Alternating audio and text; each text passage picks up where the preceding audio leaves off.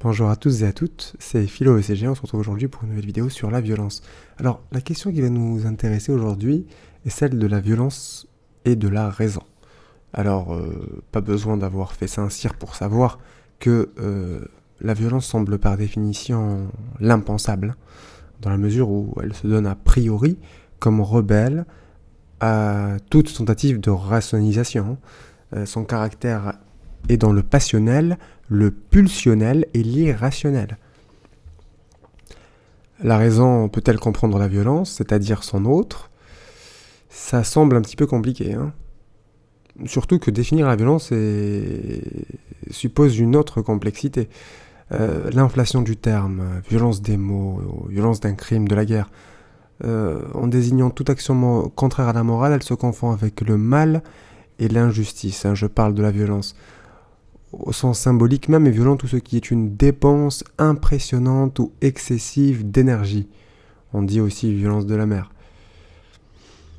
Une première définition qu'on pourrait essayer d'appréhender, c'est l'usage individuel ou collectif de la supériorité physique sur autrui, ou on va dire la contrainte exercée sur une personne par l'abus de la force. Peut-être une définition d'un philosophe maintenant. Ricoeur, dans Soi-même comme un autre, disait que la violence est la destruction par quelqu'un d'autre de la capacité d'agir d'un sujet. Donc la violence s'exerce forcément, d'après Ricoeur, sur un individu, et plus précisément sur un sujet, donc sur un individu conscient et capable de dire « je ». Bon, est-ce qu'on est bien avancé ? On a un petit contour, mais il faudrait que nous essayions de démêler un petit peu tout cela. Platon peut nous éclairer ici. Pour Platon, le mal va de pair avec l'ignorance. Nul n'est méchant volontairement, c'est ce qu'il fait dire à Socrate. C'est que l'âme ne demande qu'à être orientée vers le bien, attendu qu'elle en ait gardé un souvenir immémorial pour Platon, et donc chaque individu, une fois la voie correcte révélée, s'empressera de jeter la violence aux gémonies pour préférer une attitude non violente, une attitude rationnelle de dialogue. Un philosophe qui s'est vraiment intéressé à la question que nous essayons de résoudre, à savoir y a-t-il une rationalité de la violence finalement? La violence est-elle rationnelle? C'est Eric Weil. Dans Logique de la philosophie, il nous dit que la parole est le procédé humain par excellence pour mener la lutte contre la violence. La parole serait le procédé humain par excellence pour mener la lutte contre la violence. Mais il y a un problème. La décision de préférer la raison à, disons, la déraison et à la violence n'est ni plus ni moins qu'une opinion. C'est un avis qui est balancé sans preuve.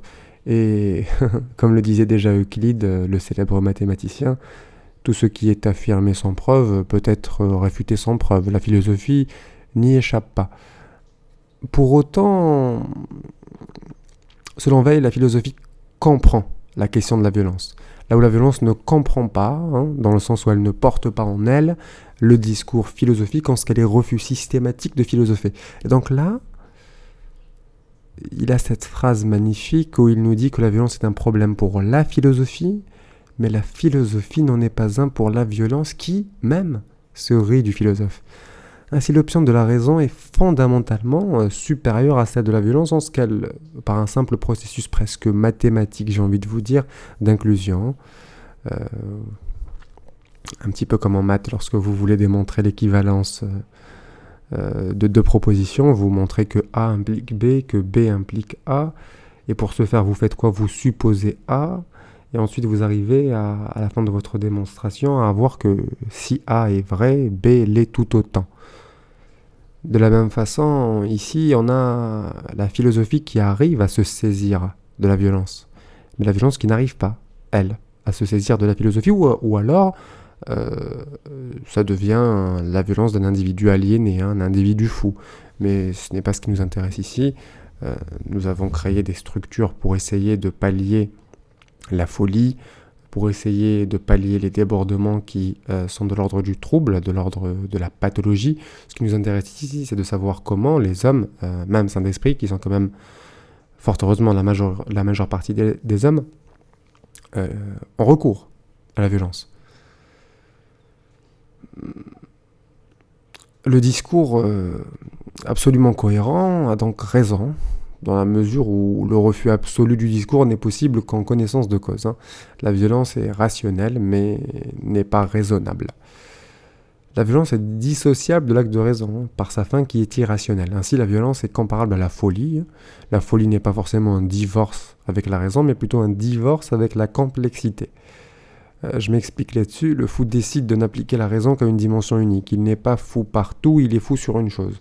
De cette façon, il réduit la réalité protéiforme, la réalité complexe, à une seule univoque. Si on veut donner un exemple, un individu qui se prendrait pour Napoléon et qui pense que, la police constitue sa garde rapprochée, n'est rationnel que dans le fait qu'il se rend compte qu'il existe des hommes armés qui semblent ne pas lui faire de mal. C'est le seul lien de rapprochement, c'est la seule analogie que l'on pourrait faire entre la police et son éventuel garde rapproché. Mais sinon, sur tout le reste, il va d'un présupposé qui est totalement fou et faux qu'il est la personne de Napoléon. Enfin, l'effectuation de la violence contient un élément d'indétermination.